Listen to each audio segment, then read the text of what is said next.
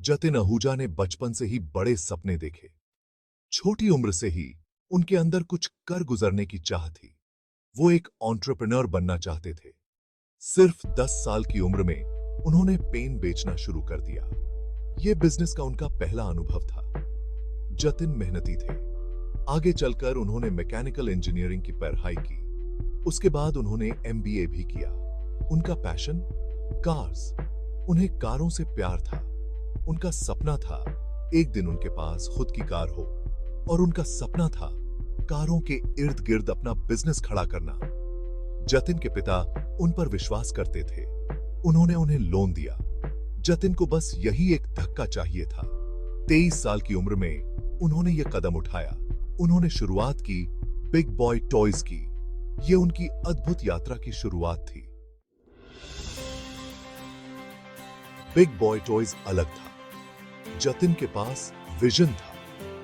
उन्होंने मार्केट में एक कमी देखी। वो कोई भी कार नहीं बेचना चाहते थे। वो लग्जरी बेचना चाहते थे।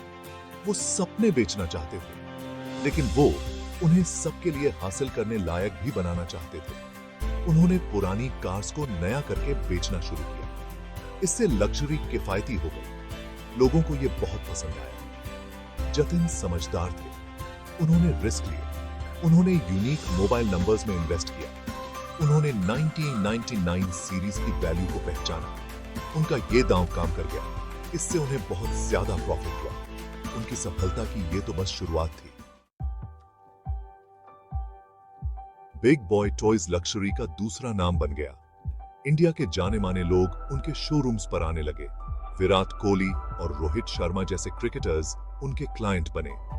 नेहा धूपिया और प्रीति जिंटा जैसे बॉलीवुड स्टार्स भी उनके पीछे पीछे आ गए। जतिन अपनी मंजिल पर पहुंच चुके थे। जतिन की सफलता सिर्फ कार्स तक सीमित नहीं थी। ये ट्रस्ट की भी कहानी थी। उन्होंने रिश्ते बनाए। उन्होंने अपने वादे पूरे किए। उन्होंने हमेशा बेस्ट ऑफर किया। उनके क्लाइंट्स ये बात जानते थे, इसलिए वो उनके पास बार बार आते थे।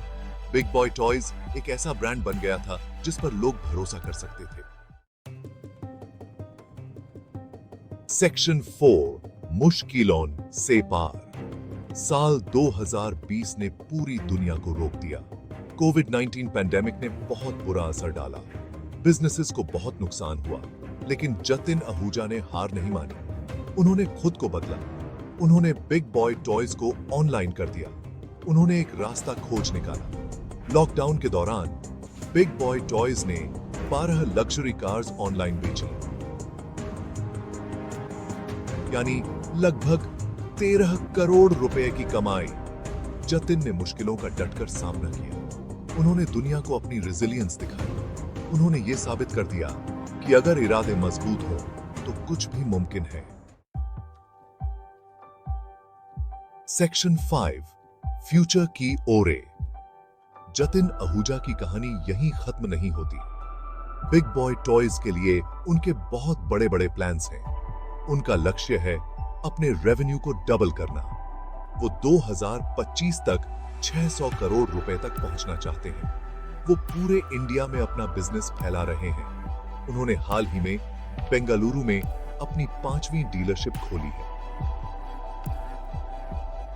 जतिन की कहानी एक इंस्पिरेशन है। उन्होंने छोटी शुरुआत की। उन्होंने बड़े सपने देखे।